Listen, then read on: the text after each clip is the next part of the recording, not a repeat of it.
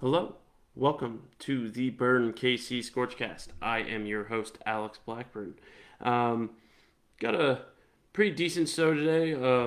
I know last week I kind of promised that there would be some changes in regards to the broadcast, but we're going to have one more live broadcast until further notice. I'm going to try and get stuff worked out this week.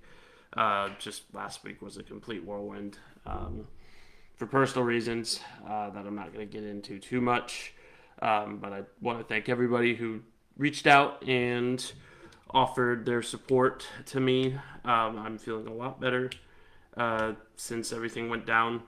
And just thank you for your support. So let's just jump into our broadcast here. We got some college basketball on tap, as well as the college football wrap up. Some thoughts about Ronnie Bell and the local recruiting classes coming out of high school this year and in the past couple of years, really, and just what we'll see next year. And then, of course, we're talking about Chiefs in the NFL playoffs. Got a pretty big win over the Raiders. We're going to be talking about that and just what the Chiefs will need to do to reach the next Super Bowl, as well as going into some polls and comments and talking about a little bit about Damar Hamlin's situation. So strap in. It's going to be a decent sized show, but we're here. Let's do this. So going into college basketball, all the local programs had some pretty decent wins this past Saturday. Aside from my poor UMKC Roos losing at the last second to Oral Roberts, 74-71. Max Abmas, if you do not know that name, you should, because he was last year's March Madness darling when Oral Roberts made that run. But he made the game-winning three over UMKC that ended up sealing it. So, unfortunate loss for my Roos. However, Mizzou, K-State, and KU, all three won their Saturday games in pretty good fashion. K-State was really actually K-State and Mizzou were both pretty close. I just realized. But KU had a pretty big statement win against a tough West Virginia squad. DeJuan Harris is still on fire from the arc, and it's just been a fantastic showing from him thus far this year. And I look to see that improve. I think he's going to make a case for point guard of the year if he continues this trend. Never in my days did I thought I would say DeJuan Harris would be shooting 10 of 13 for the past three games. That is wow. I mean, if you know if you know DeJuan Harris's future, DeJuan Harris's past, you realize that he's not that big of a three-point shooter. And to see the advent of his three-point game going down is a real treat to see. So I hope it continues. I hope we can find a real point god, if you will, in DeJuan Harris, and I hope he goes far because he's a great story. No matter if you're a KU fan or not, he's still a very great story. As for the rest of the team, Jalen Wilson still making a strong case for National Player of the Year. Had a good quality amount of points and plays. Let's be more specific there. But he had some quality minutes and definitely made a case for National Player of the Year. The past couple games, both against against Texas Tech and West Virginia. It's been a great year for him so far. Let's hope it continues. Let me just pull up his exact stats from yesterday because he definitely had a great game. Stats. Jalen Wilson. Okay. So he had 34 minutes, scoring 33.3 field goal percentage. Made all of his free throws, which is good. hit 33.3% of his three-pointers, had 14 rebounds and 14 points, so double-double, and just looked like a man amongst boys out there. I mean, truly did in the paint. And that's what you need from your National Player of the Year, is a guy that gets down and dirty. I mean, look at Frank Mason. I think he's taking a page out of Frank Mason's book and Ochai Agbaji's book in terms of getting that National Player of the Year and becoming this leader for KU basketball, this true team captain. So he's had a really good couple of games. He kept KU alive during that Texas Tech game. Kevin McCullough did not have that great of a game, but it's exactly what I said in the keys to the game. When one player has a bad game, the others lift him up, and Jalen Wilson and DeJuan Harris lifted all the guys that weren't doing so hot up. So I think we're seeing a KU team that will make some noise come March if this trend continues and they continue working as a team and they continue helping each other up even when they're down. Because when that team's firing on all cylinders, absolutely no one can beat them. And I'm convinced of that. I mean, after I watched the Indiana game and the Mizzou game, I was fully convinced of that. So, just KU with some good statement wins this week. The same can be said for Kansas State. Kansas State had a big record-setting win against Texas on Tuesday. And watching just highlights of that game, unfortunately, I wasn't able to catch it. I was in the middle of watching the KU game. But watching the highlights of that game, 116 points is NBA scoring, and these kids are only playing two halves of basketball. It's truly impressive. We had that Tuesday, was a great offensive showing from Mike Miles, from Kerryon Johnson, and from all the guys that you expect to have good minutes. From K-State, really had great minutes. And Mike Dole as well. You could really make a case that they're going to be among the top teams in the Big 12 when all this is said and done. Jerome Tang is a fantastic coach. He leads this team. He's a player's coach. I mean, I don't know if you saw the Twitter recently, but Jerome Tang was featured making omelets for his players the day after they won against Texas. So, I mean, the guy's a player's coach. I think he's going to do absolutely spectacular. And the Baylor win accentuated that. No one goes into Baylor's house and just beats them like that. I mean, not many teams, at least. Baylor's a tough environment. Scott Drew's a great coach. I know a lot of KU fans are saying, hey, wait a minute. He's a great coach. He's just not as good as Bill Self. But to go in there and beat your mentor, to beat the guy that you were assistant to all those years, and to beat him in that type of fashion where it's a close, tough game, is really impressive. So I think K-State makes a great case for top 3 to 5 in the Big 12 and a great tournament team. And the Big 12 is absolutely loaded this year, so I don't say that lightly. Yes, coming from a KU fan, K-State's going to make a lot of noise this year. Let's see what they got next. I forget who they play next, but it's another just really tough game. That's another thing, is that K-State's schedule has not been a walk in the park. They've had 3 signature ranked wins to start out conference play over West Virginia, Texas, and Baylor. I mean, they're not a team to joke about. They're for real. They play Oklahoma State next at home. That's going to be another good game. Oklahoma State's a scrappy team that also is a lot better than their record would suggest. I mean, I think that's going to be the case with every Big 12 team this year. I think the Big 12 is just going to be a dogfight to the finish. And whoever comes out as regular season champ or even as tournament champ, will make a case for being at the very, very least an Elite Eight team. It's a very strong conference this year.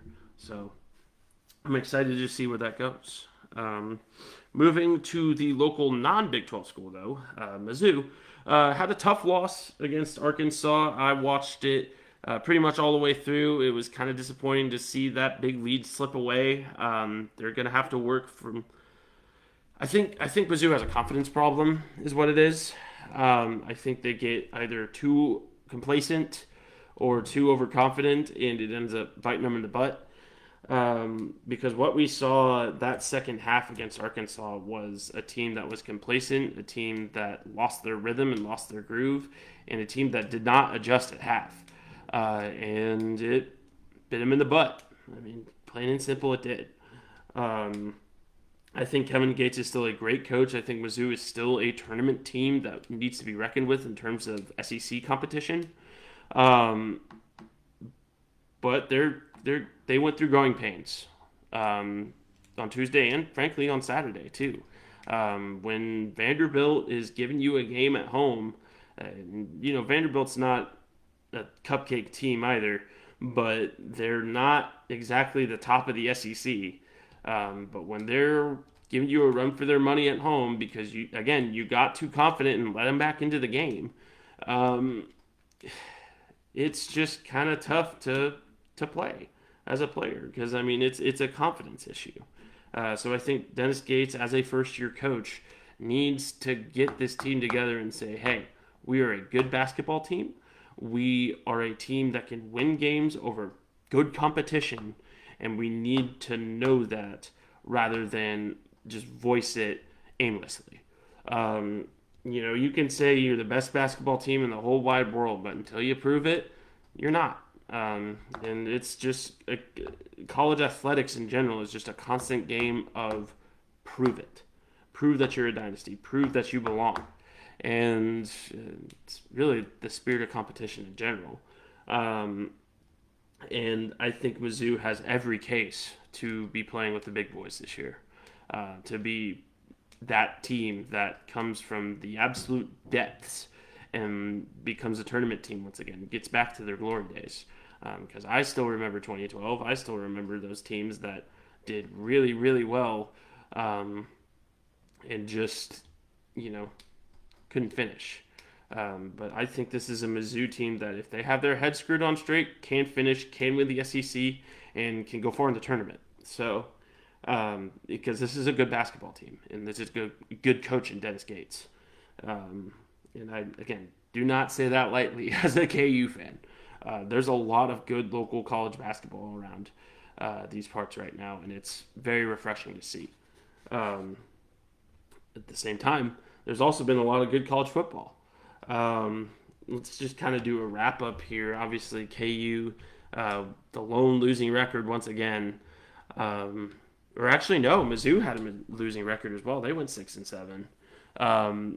But K-State, obviously performing the best out of all three. Got Bushwhacked. All three teams lost their bowl games, but at least they were close games. K-State's game was not all that close, unfortunately. But it's against Alabama. That's a team that was ticked off that they didn't make the college football playoff. And you know what? If K-State beat a stronger than you think Tulane team, they would have been in that case too. But unfortunately they didn't. And they were subject to a PO'd Alabama team. So I don't blame them for losing. I think they were overmatched and just kind of outclassed in terms of recruits and just NFL talent that's on that team of Alabama's. Obviously, Bryce Young is projected to be a top 10 draft pick, and he's their starting quarterback. He decided to play that game and did not disappoint. So it's definitely a stinger for K-State, but they'll be back on their feet next year. They'll have a really good program still next year, and just have a good recruiting class coming as well. And expect them to make noise in the Big 12, along with TCU and my next subject, KU. KU football, obviously, started out the year really, really hot, kind of petered out towards the end once Jalen Daniels got injured and Jason Bean had to take over. Jason Bean still led them to a bowl game, though, and he is returning. So they're going to have another serviceable backup. Jalen Daniels will be coming back next year. And it's going to be a team to be reckoned with because there are a lot of returning starters that will only get better. And the transfer class that's coming in is very, very strong. It's the strongest in the area, actually. And the recruiting class, yeah, it's kind of middle of the road, but those kids have time to develop. And as we've seen time and again, stars do not matter when it comes to just a kid that can play ball. Obviously, stars matter in the grand scheme of things, but I mean, overall, look at Josh Allen. He's a prime example. That's quarterback for the Buffalo Bills, Josh Allen, not Josh Allen, the defensive end for the Jacksonville Jaguars. I gotta point that out. But overall, I think KU is going to be a team to be reckoned with next year. We saw flashes of what looked like an elite KU team that can compete with the likes of TCU, with the likes of K-State, with the likes of the good Texas teams. And just overall a KU team that can compete, which is something that we have not seen since 2008. And expect them to be even more competitive next year because of all the starters that are returning and all the work that's going to be put in the offseason by Lance Leipold's coaching staff. Lance Leipold is a winner. He's proven it time and again, whether that be at UW Whitewater or at Buffalo. And I highly doubt he takes a step back next year. I see a lot of so-called experts saying that they're going to take a step back next year. I think that is completely untrue. When you have a coach such as Lance Leipold that has gone to a lot of different programs, a couple different programs. It would be bad if he went to a lot. But he's gone to a couple different programs at different levels of Division I football or Division II and Division I, and has completely transformed them. I mean, UW Whitewater was kind of a middle of the road D2 squad until Leipold got there, and he made them into one of the strongest D2 schools in the entire nation. In fact, arguably the strongest. I think they haven't stopped winning national championships since Leipold left for Buffalo. And then at Buffalo, he led them to multiple bowl games. He led them to, I think, a MAC championship as well. And had some pretty good players like Jarrett Patterson and Khalil Mack even come out of that player pool from Buffalo. And overall, I think he is just a proven winner that I think doesn't take any insult to what the experts are saying. And he's not going to listen to what the media pundits have to say in regards to developing his team, because I think he's got a team that could make some serious noise next year. Like, we're talking Big 12 championship. And they're going to make a strong case for it. So I'm looking forward to seeing what KU football looks like next year. This is the first time I have ever been excited about KU football since the 2009 season, where it all went to not greatness. But again, it's a completely different energy this time around. It's not a year that ends in shame and controversy. It's a year that ends in hope and, just one lost opportunity. And they missed out on a bowl win. I mean, this team has given the KU faithful a lot to be hopeful for, and it's justifiably so. So I expect to see a great KU team. Now, as for Mizzou, let's talk about Mizzou. if you know me, you know that I do not like Eli Drinkowitz. I think he is a goofball. I think he has not proven himself as a coach yet. Um, and that includes the bowl losses. That includes his App State resume. That includes just really his entire head coaching career as a whole. I really don't. I just don't like him. I mean, it's not a matter of, oh, I just think he's a goober, but he's not a winner. I mean, this past year he went 6-7 and lost to a very bad Wake. Well, I don't want to say very bad. They weren't. They were ranked at one point, but a team that in SEC program should wipe the floor with, and they absolutely did not. It was a contest up until about the fourth quarter, and then just the wheels kind of fell off from Mizzou. And overall, that extension that Eli Drinkwitz got this past year, I think was a mistake. Um, I think he does not if next year is a bad year too, and they're not getting to a big name bowl, they're not losing less than 4 games next year with the talent that they have on that roster, because it's a strong roster. Don't get me wrong.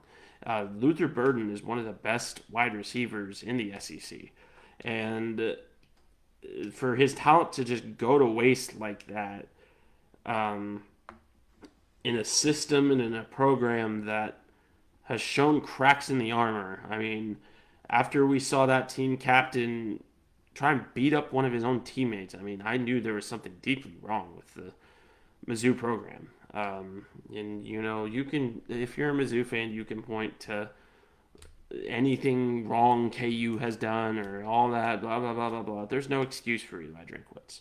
There's absolutely none. I don't care if he supposedly didn't duck the Liberty Bowl and blah, blah, blah, blah, blah. He's not a good coach. I mean, that's just cut and dry.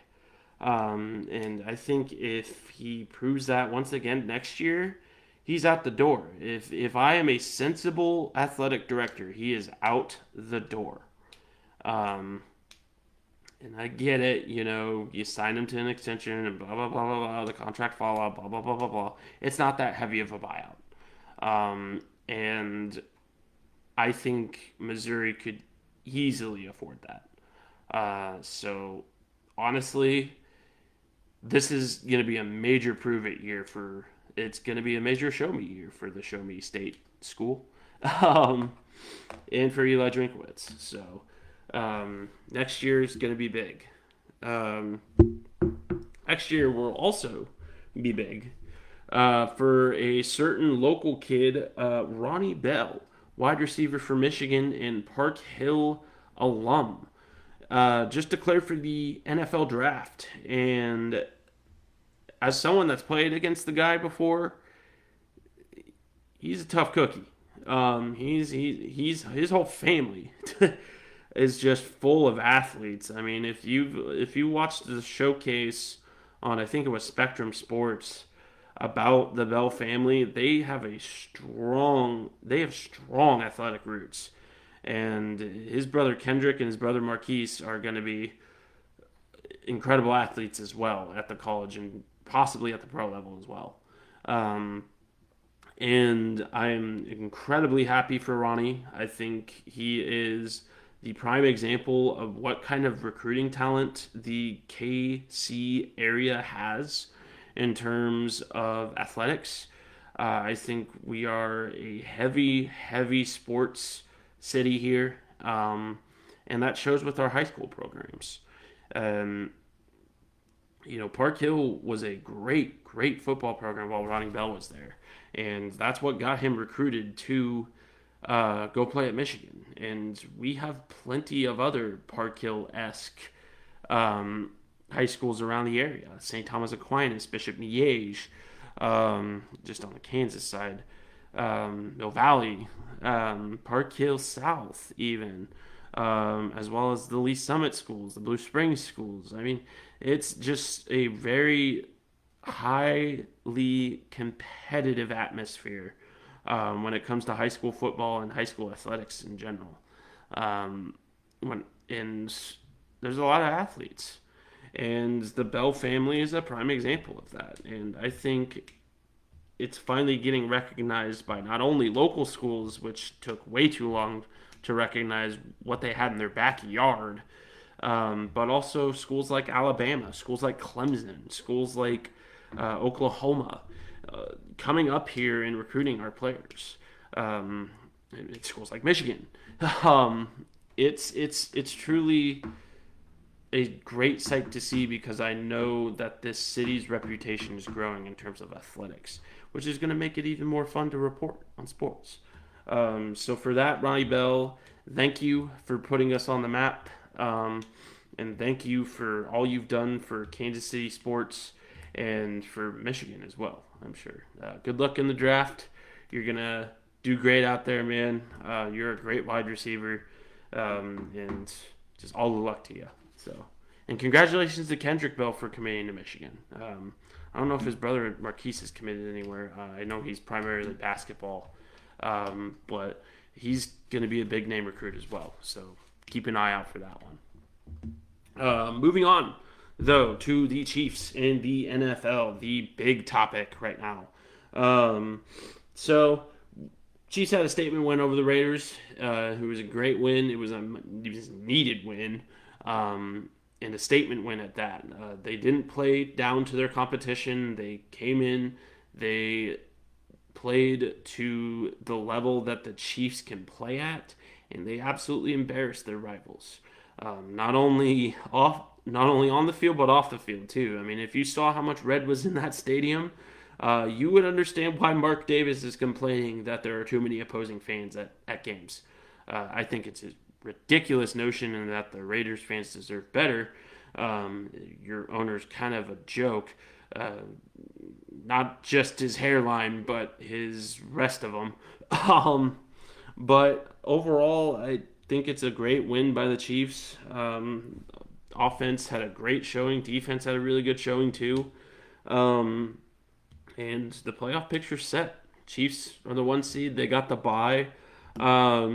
If you didn't hear, the playoff situation got resolved as well. The AFC Championship will be played at a neutral site if the Chiefs end up making it. It's not the worst thing that could have happened to the Chiefs, that's for sure. They still get the bye. I mean, and neutral field or not, this squad should be able to win a game. Um, neutral field or home field, I should say.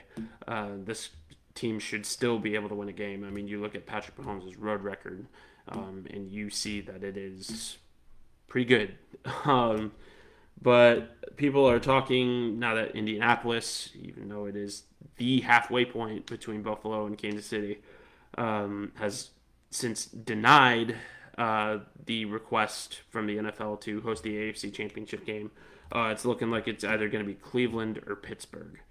I think Pittsburgh's completely unfair, given the fact that the Bills are there. But, Cleveland's in the same state as the Bengals are in, so if the Bengals win it and come face us in the AFC Championship game, that's not going to be all that great either.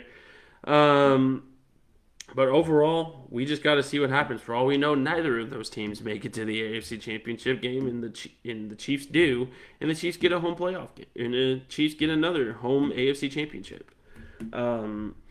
But overall, Chiefs are the 1 seed. Bills locked up the 2 seed. Bengals are the 3rd.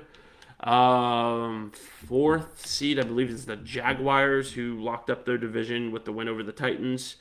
5th seed is the Chargers, I believe. I think even after they lost, they still secured that 5th seed. 6th seed is... Let me check real quick. Let me check. Standings, playoff. The 6th seed is the Baltimore Ravens. That is correct. Baltimore Ravens are going to be the 6th seed. Miami is going to take that last 7th seed spot. which is not really much of news. I think they're gonna get whacked in the first round by the Bills. Let's just be honest here. And then, in terms of what the Chiefs will face, they'll face the lowest remaining seed after their bye week. So that could be. Let's see. The Bills will be facing the Dolphins. Cincy will be playing Baltimore, and Jacksonville will be playing the Chargers. So whoever is the lowest seed coming out of those two matchups will be the team that the Chiefs will face. So my guess, if I'm being completely realistic here, we could see either Jacksonville or LA. That's my educated guess. If Lamar's back for the Ravens, we could see the Ravens as well, which might be a problem. The Ravens are a pretty good team when they have Lamar, but they've had shown cracks. I think overall the Chiefs have an easy enough route to the AFC Championship game. It's just a matter of playing their best ball and not playing down to the opposing competition. The AFC is really three teams right now, and that's Chiefs, Buffalo, and Cincy. The rest of them, the Chiefs have either beaten before or can easily beat, in my opinion. I'm not, taking any team for granted because obviously it's the playoffs. Anything can happen. But overall, as long as the Chiefs do not play down to the level of the competition and plays their game, they'll win the AFC for sure. And I think once that AFC Championship game does happen, if it is the Bills or the Bengals, i.e. teams that did beat the Chiefs in the regular season, and it's at a neutral site, so long as we see a Chiefs team with momentum and moxie and a Patrick Mahomes that is playing his best game, Chiefs win that AFC Championship any day. I think there's a lot of piss and vinegar, for lack of a better term, surrounding the Chiefs, Bengals, and Bills right now, and really anybody can beat anybody. And that's what you get when you have three really, really good teams atop your conference. Teams that are all three Super Bowl contenders. And it's going to be interesting to see who comes out of it on top. So, again, as long as the Chiefs play their best game, they are a Super Bowl contender, and they are a team that can definitely beat anyone in that bracket. That being said, the Chiefs have to cut it with certain items when it comes to the playoffs. Putting rookie corners on guys like Devontae Adams is one thing. But the cutesy play calling, the soft coverage, and kind of the stuff that has bitten the Chiefs in the butt in the past has to end now. It is no longer time for that. They have to play their game, their familiar game, to the best of their ability. And what that is a Chiefs defense that bends but doesn't break, and it's a Chiefs offense that puts points on the board. That puts a lot of points on the board. And it's not just Patrick Mahomes that's doing it. It's the entire offensive unit that needs to just be clicking on all cylinders. That means playoff Jerick McKinnon. That means playoff Patrick Mahomes. And that means playoff everyone.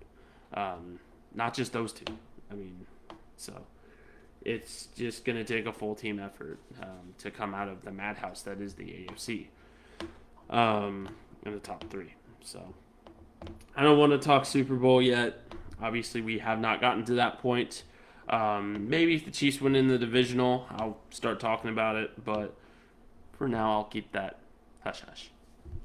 And then kind of the reason why all this playoff mumbo-jumbo has happened was a reason bigger than sports.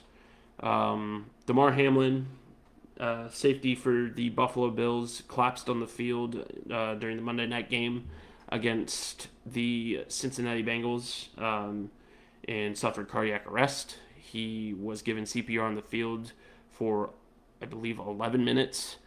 And overall, it was the scariest thing that I have ever seen on a football field. Um, there were men crying for their teammate, for even if they were a Bengals player, I saw some of them cry. And it was just overall an incredibly tough scene to witness. Um, but at the same time, it brought out the humanity of of humans, um, and the recognition that athletes are humans too. They're not superheroes. They're not these indestructible beings. They're these people that have lives and families and friends, um, that lay their body on the line each and every week. And no amount of money or fame or anything like that could put someone in a good enough headspace to where they're completely numb to something like that happening, to where they're completely indestructible, both physically and mentally. And it's, I want to say that it's about time that some of y'all recognize that, hey, these players are human too. They have thoughts, opinions, emotions, physical being, even. I mean, the dehumanization of athletes is incredibly gross, in my opinion. And, up until the Damar Hamlin injury, I saw a lot of you do it. I mean, I've seen racial slurs being thrown at against guys that, maybe didn't perform all that well for suggested D-Bags fantasy team. But I mean, that's absolutely zero excuse to be that violent, ugly human being, that is unempathetic to a man's situation.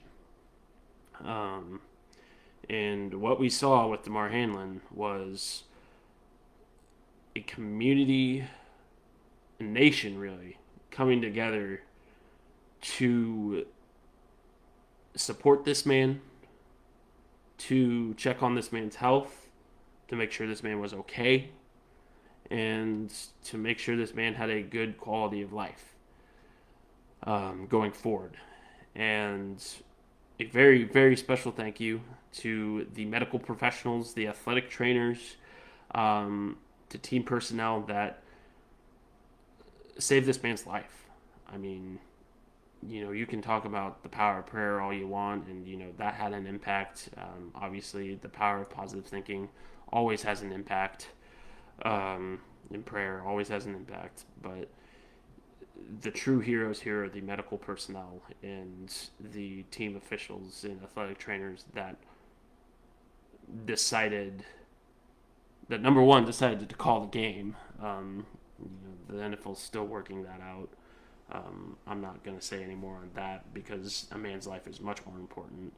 But having a Bills athletic trainer save Damar Hamlin's life by giving him CPR is incredibly heroic. And kudos upon kudos to the man that did that. Let me pull up his name here. I had it at one point and I just lost it. So excuse me.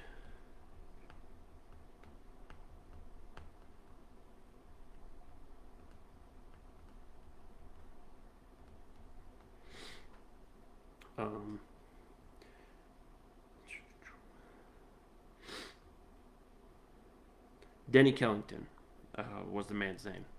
Denny Kellington was the assistant athletic trainer that saved Damar Hamlin's life by giving him life-saving CPR. Since going to the hospital about a week ago now, he has regained full consciousness, full control of breathing. Still remains in hospital care, but he is alive and well and is in stable condition. So that is incredible news. News that the whole nation is relieved to hear. The entire NFL community and football community is relieved to hear, because, I mean, by all accounts, if something were to go awry in that entire situation, Damar Hamlin could very well not be with us today. Um, and that just goes to show you how fragile life is. And just hug the ones around you. Tell them you love them. And the generosity that was exhibited and the humility that was exhibited, by players, fans, team personnel, political officials, even, in wake of this man's horrible injury, whether that be donating to his toy drive, saying prayers for him, giving, just giving what you could, is incredibly heartwarming and incredibly encouraging to see. That humanity still exists. So, on that note, sorry for getting incredibly sentimental. But I mean, it's a sentimental situation. Don't judge me. But going to polls and comments now. I asked you guys, a pretty good question, I feel like, in regard to what you want to see in the new year. And we've got some responses here. Let me pull them up real quick. Give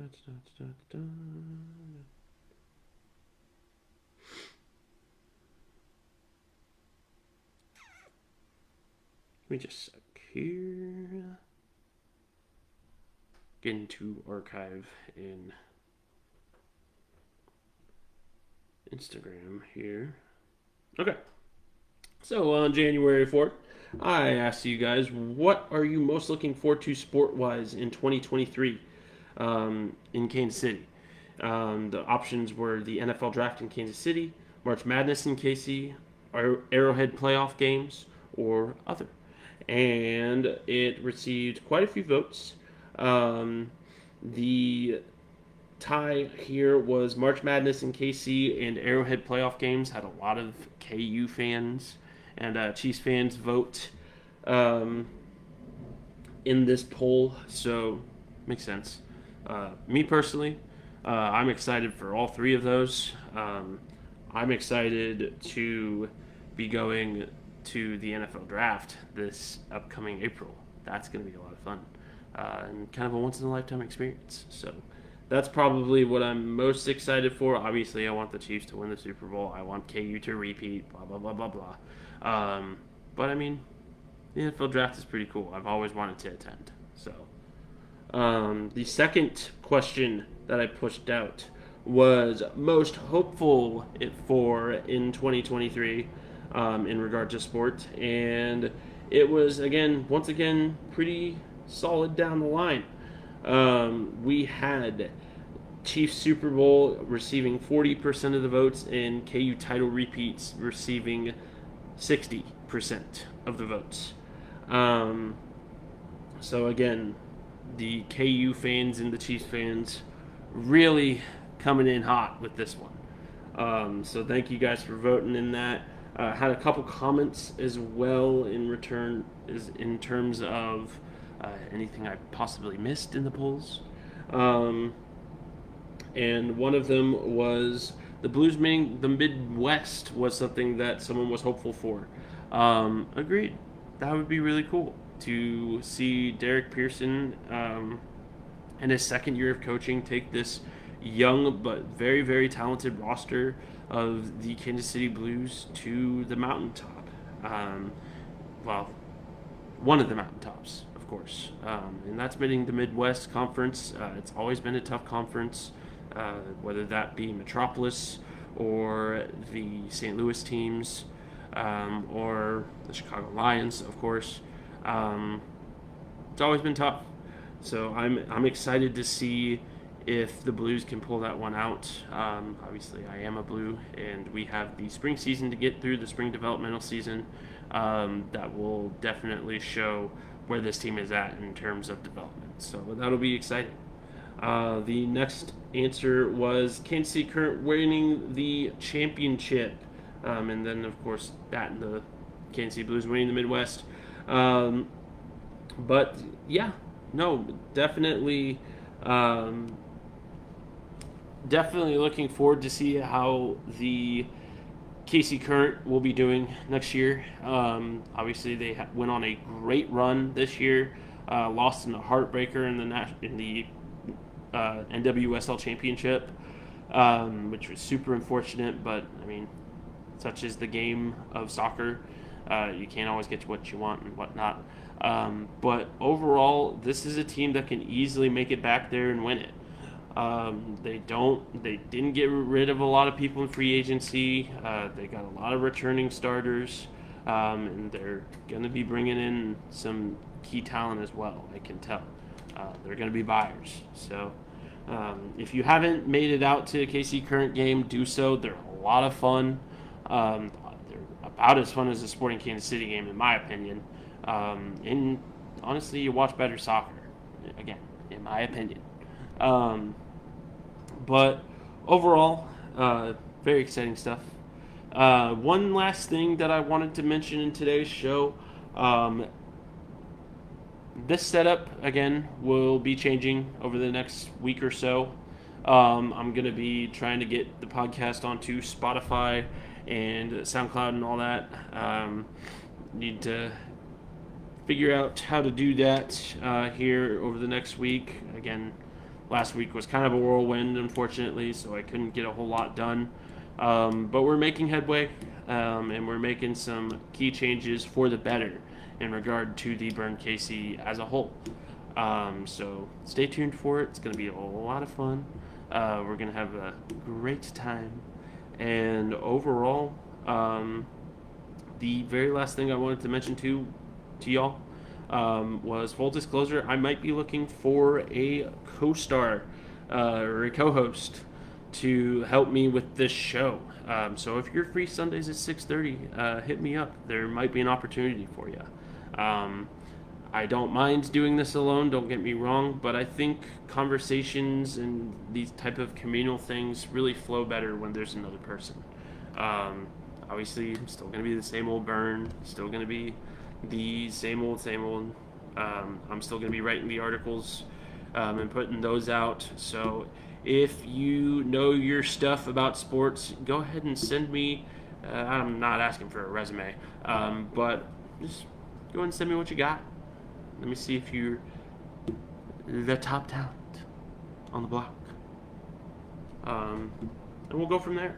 So, just full disclosure, just saying, that's kind of what I've been considering over the past couple of weeks, is possibly introducing a co-star into this. So, got a mic for you if you want.